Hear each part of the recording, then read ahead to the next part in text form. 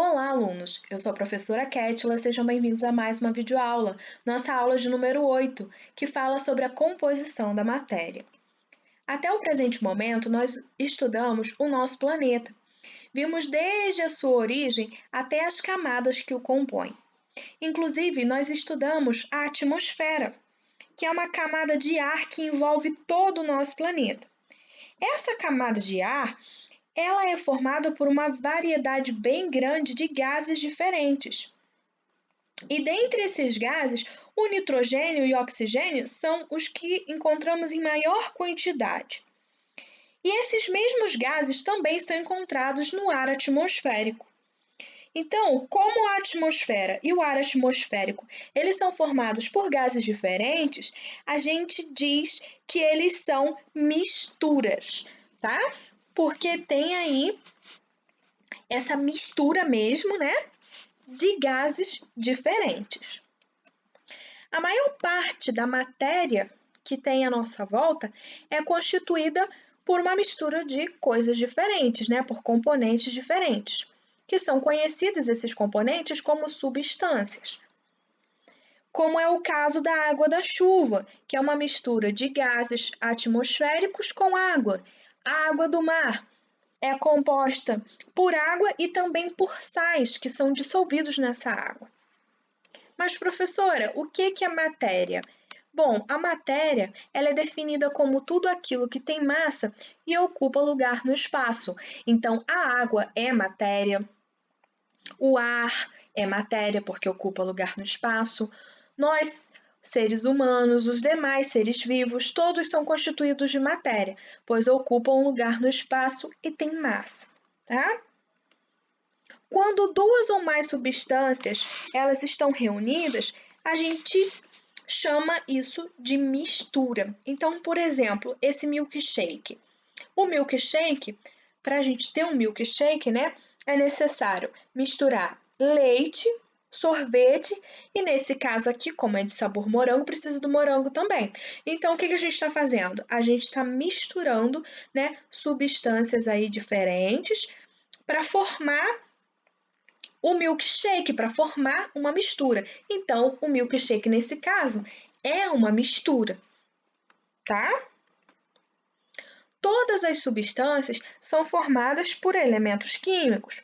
Por exemplo, vocês já ouviram falar que a água as pessoas chamam de H2O. Mas por que chamam a água de H2O? É inclusive esse exemplo aqui, tá, pessoal? A gente chama de H2O porque ela é composta por dois elementos químicos diferentes, o hidrogênio, que é representado pela letra H, e o oxigênio, que é representado pela letra O. Então, por isso, H2O, tá? Então, outras substâncias são formadas por outros elementos químicos, às vezes por um elemento químico só, às vezes por mais de um. No caso aqui do diamante, ele é formado por carbono, que é outro elemento químico. Então, cada substância aí, ou melhor, todas as substâncias, são formadas por elementos químicos. Esses elementos químicos, eles vão ter que fazer o que para formar uma substância? Eles vão precisar se arrumar, se organizar, se combinar. Então, aqui tem o gás carbônico.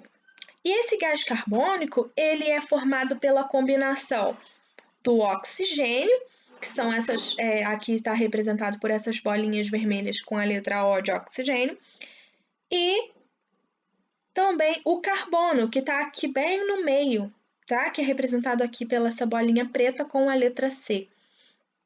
Então, essa combinação entre o oxigênio e o carbono formam o gás carbônico. Só para que vocês visualizem assim como é que cada substância é formada, tá bom, pessoal? Mas olha uma coisa interessante. Quando a gente olha aí para a água do mar, a gente não consegue perceber as substâncias que formam a água do mar, correto? A gente só consegue ver uma coisa uniforme. E a gente não consegue diferenciar esses componentes. Então, a gente diz que a água do mar é uma mistura, né, homogênea. Quando duas ou mais substâncias elas estão reunidas e apresentam um aspecto uniforme, ou seja, uma única fase, a gente chama isso de mistura homogênea. Na água do mar a gente não consegue ver os sais, a gente só consegue ver uma coisa uniforme. Nesse copo de suco que está aqui representado, por exemplo, a gente não consegue ver o açúcar, não consegue ver a fruta ali, né, o suco da fruta separado, a gente só está vendo uma coisa só. Ou se for aquele suco de pacotinho, por exemplo, a gente não está vendo aqui o pozinho separado, não é mesmo? Então a gente vê uma coisa uniforme, uma fase só. E isso a gente chama de mistura homogênea. Um outro exemplo é quando a gente adiciona um pouco de açúcar num copo com água e mistura com a colher, a gente vai ver essas substâncias se misturarem, né? Totalmente. E o açúcar ele vai ser dissolvido. Então tem a formação de outra mistura homogênea. Então toda mistura homogênea, ela também é considerada uma solução, tá? Ela vai ser conhecida como solução. A água mineral, pessoal, é outro exemplo. A água mineral sem gás, ela é formada por várias substâncias, tá? Em quantidades diferentes, como a gente pode observar aqui nessa etiqueta que eu coloquei para vocês. Nessa etiqueta mostra que essa água mineral aqui, ela tem bicarbonato, cálcio, magnésio, cloreto, nitrato, sódio, potássio, sulfato, fluoreto, bário, brometo e estrôncio. Tudo isso aí misturado, compondo essa água mineral. Então, embora essa água, ela aparentemente pareça formada, né, ser formada por uma única coisa, ela tem diversas substâncias químicas na composição dela. Então, portanto, essa água mineral aí, ela é uma mistura homogênea, tá? Mas, então, se essa água mineral aí, ela é uma mistura homogênea, uma mistura de várias substâncias diferentes, existe água pura na natureza? Será que existe? E a resposta é não, tá? Por quê? A água pura, de forma geral, ela também é chamada de água destilada. E essa água destilada, ela é obtida em laboratórios por meio de aparelhos específicos, que é o caso desse aqui, que é um destilador, um exemplo de destilador. Pessoal, aqui essa parte de baixo vai aquecer a água, vai fazer com que ela ferva, né? Entre ebulição ali, evapore. Depois essa água vai condensar e vai cair aqui do outro lado, ó, pura, somente mesmo o H2O, tá? Livre de qualquer outra substância. Então, por isso que a gente chama água pura, água destilada. Não vai ter micro-organismo, não vai ter impureza, não vai ter sais minerais, tá? Por exemplo, a água da chuva. A água da chuva tem sais minerais. A água de um rio, a água de um lago, a água do mar, que seja, ela não é pura neste contexto aqui, porque ela tem outras coisas dissolvidas nela. Não é só ali a molécula da água, o H2O mesmo. Mas nem todas as misturas elas têm o mesmo aspecto, como a gente pode observar aqui, essa mistura que eu coloquei aqui para vocês. Nessa mistura, a gente pode perceber nitidamente mais de uma substância. Aqui, na verdade, a gente tem 3 substâncias: o óleo, a água e a areia. Isso aqui a gente fala que tem 3 fases, tá? Porque a gente consegue ver as 3 substâncias bem separadinhas aqui, pessoal. Agora, para a gente revisar o conceito de mistura homogênea e mistura heterogênea.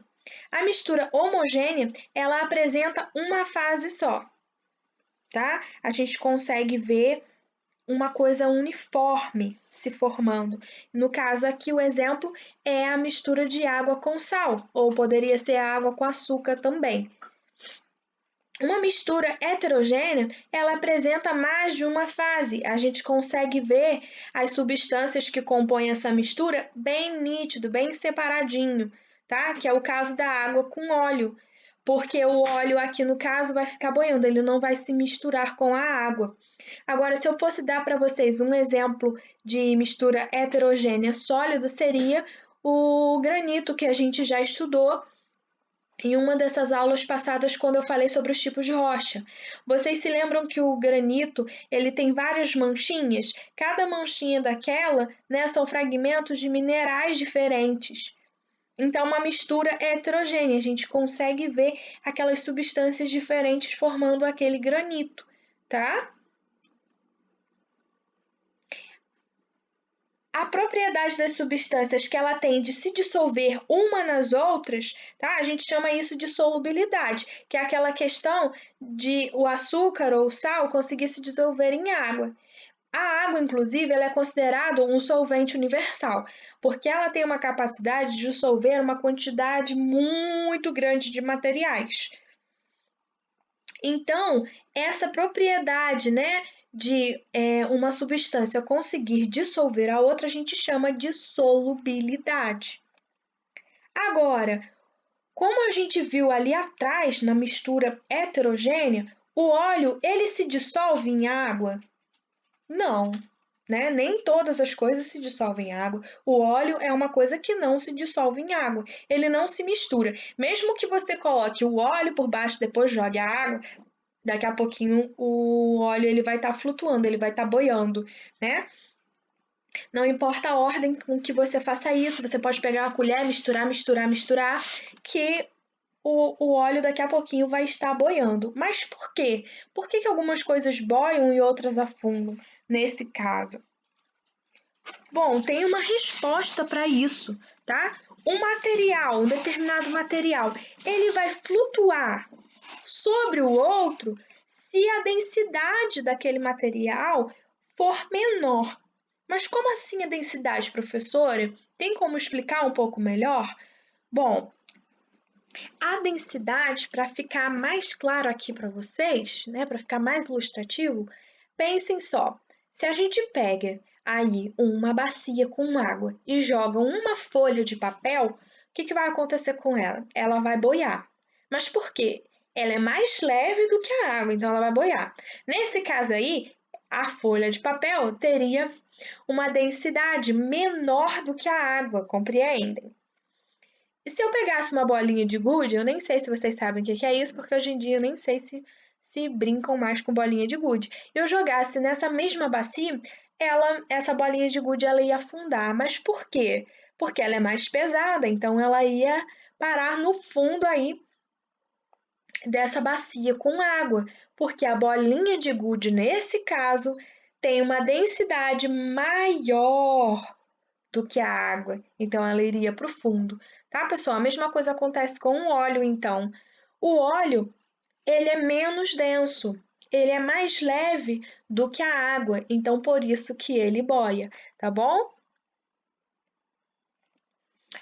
Outro, outro caso interessante é o do petróleo, porque o petróleo, ele tem uma textura oleosa, né? E o petróleo refinado, ele é um combustível fóssil de origem animal e vegetal, né? De acordo com que a longa, né? E demorada decomposição dos seres vivos acontece, vai se formando o petróleo. Por isso que a gente chama ele de combustível fóssil, porque é da decomposição dos fósseis, né? Então, esse petróleo, ele se trata de uma mistura homogênea, porque é formado por substâncias diferentes, né? Por isso que é uma mistura homogênea. E ele tem um cheiro forte e é extremamente tóxico, tá? Quando, por exemplo, ele é derramado no oceano, nossa, é um dos piores tipos de poluição ambiental que pode haver. Por quê? Porque no caso aí de vazamento de óleo no mar, esse líquido, além dele se espalhar rapidamente, atingindo diversos seres vivos, né, peixes, algas, entre outros animais, tá? Ele vai intoxicar e também vai impossibilitar a passagem de luz ali para dentro daquela água. Imaginem só, as algas que estão lá no fundo, elas precisam fazer fotossíntese. Elas precisam de quê? Precisam de luz, correto? Então, se o petróleo ele formar uma camada ali por cima da água, a luz não vai atravessar. E aí aquelas algas, elas não vão conseguir fazer fotossíntese e vão morrer. E se as algas morrem, aí os seres vivos se alimentam das algas, vão acontecer o que com eles? Se eles ficarem sem alimento, vão morrer também.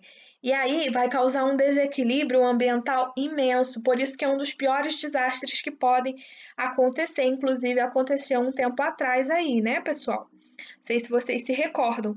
Então, quando esse petróleo também gruda nas asas das aves, impedem com que essas aves voem, né? E elas não conseguem se limpar, então acabam morrendo. E isso aí é um desastre total, tá? Então vai comprometer toda a cadeia alimentar, toda aquela sequência em que um ser vivo ele se alimenta de outro, tá, pessoal? Então, ó, para a gente relembrar, o petróleo ele é uma mistura homogênea. Uma mistura homogênea, né? Porque ele é formado por diversas substâncias e ele se apresenta de uma forma uniforme. A gente não consegue identificar essas substâncias separadas, né? Agora, quando a gente estiver falando do petróleo sobre água, a gente está falando de uma mistura heterogênea. Por quê? O petróleo ele não vai se misturar com a água, ele não se dissolve em água e ele também é menos denso, né? Ele é mais leve do que a água, então ele vai ficar boiando por cima da água. E isso aí vai formar uma mistura heterogênea. Outros tipos de mistura heterogênea, o granito que eu falei para vocês, que a gente consegue identificar nitidamente ali aquelas manchinhas, né, que são minerais diferentes, ou seja, substâncias diferentes que não estão se misturando, né? A gente está conseguindo ver elas separadinhas, elas em fases diferentes. Então ali eu tenho uma mistura heterogênea, pessoal. E outra mistura homogênea, né, é a água mineral, que é composta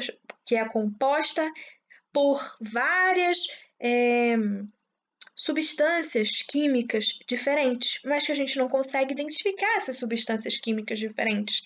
A gente só consegue ver uma coisa uniforme, que é aquela água, né, transparente e inclusive é muito importante pra gente, né? Então ali eu tenho uma mistura homogênea, tá bom, pessoal?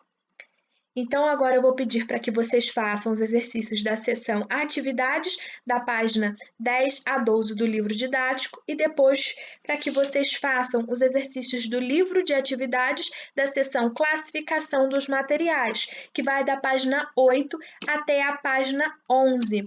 Tá bom, pessoal? Um abraço, até a próxima aula, bons estudos!